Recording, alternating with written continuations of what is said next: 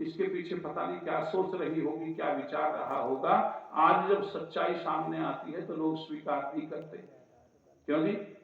कैसे कैसे एक जगह में चला गया, उसने कहा गुरुजी आप कहे तो रहे हो लेकिन ये कुछ जस्ती नहीं बात। मैंने कहा जस्ती नहीं तो रामायण उठा, उसमें देख ले तुझे पता लग जाएगा रामायण में क्या स्थिति बनी क्या नहीं।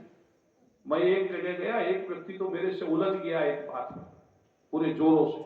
मैंने अपने प्रवचन में ये बात कह दी, मैंने कहा ये जो द्रौपदी थी ये 5 की पत्नी नहीं। और जब कहते बूढ़ा व्यक्ति खड़ा हो गया साहब लड़ने को तैयार। उन्होंने कहा हमने सारी जिंदगी हम बूढ़े हो गए यही सुनते आ रहे हैं, तुम नई निकाल के लाए, अब बताओ क्या करें उनका। लेकिन आज भी परंपरा यही बन गई है, आज भी तथाकथित विद्वान यही बताते हैं कि द्रौपदी के बोलो 5 पति थे। अच्छा, पति का मतलब क्या होता है? राष्ट्रपति यदि देश का राष्ट्रपति है तो हमारी जितनी बेटी बेटियां क्या सबका पति है वो? क्यों भाई?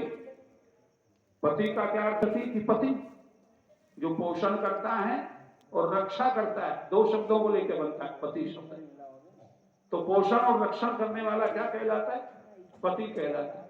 लेकिन यहां एक बात आपको बताता चलूं कि 5 पति नहीं थे, पति तो एक ही था। अच्छा, कितने लोग जानते हैं महाभारत के उन 5 व्यक्तियों के विषय में? क्या उनकी पत्नियों के विषय में जानते हैं आप लोग?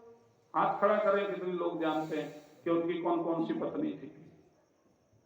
25 का मतलब ठीक है, थोड़ा मैं बता दूं फिर आपको। चलो थोड़ा जिक्र कर देता हूं फिर अगली बात कहूंगा। 5 द्रौपदी के पति नहीं थे। द्रौपदी किसकी पत्नी थी?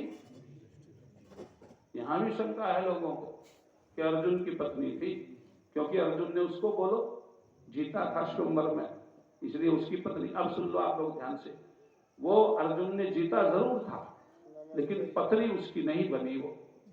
फिर कैसे बनी?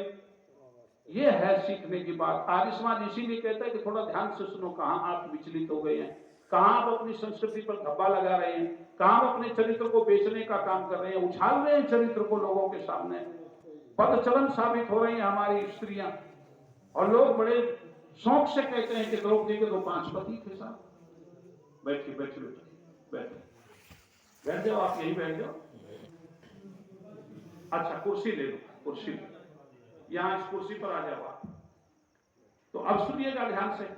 जिस समय अर्जुन ने द्रौपदी के स्वयंवर को जीत लिया और माला लेकर के द्रौपदी अर्जुन की तरफ बढ़ी, महाभारत का वो चैप्टर पढ़ लेना आप, तो कहते हैं युधिष्ठिर खड़े हो गए, और खड़े होकर के युधिष्ठिर ने एक ही शब्द कहा, ज्यादा लंबा प्रवचन नहीं दिया। उसने कहा राजन मैं इसका बड़ा भाई हूं। क्या कहा? बड़ा भाई हूं और अविवाहित हूं अभी तक। बस इतना ही बहुत था, क्योंकि वो सारे लोग समझदार थे कि जब तक बड़ा भाई अविवाहित है तो छोटे भाई को विवाह करने का अधिकार नहीं है। और ये कहते हैं शास्त्र, तो ये कहते हैं कि